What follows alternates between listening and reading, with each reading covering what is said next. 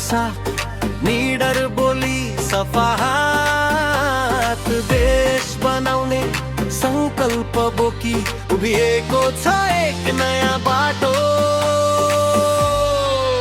राष्ट्रिय स्वतन्त्र पार्टी आशाको उज्यालो घाम, नयाँ नेपाल बनाउने जनताको साझा नाम।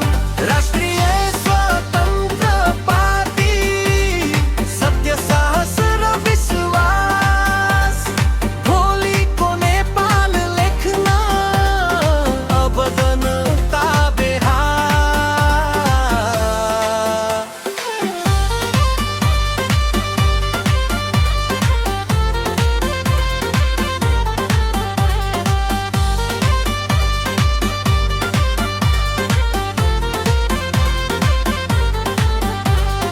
शासनमा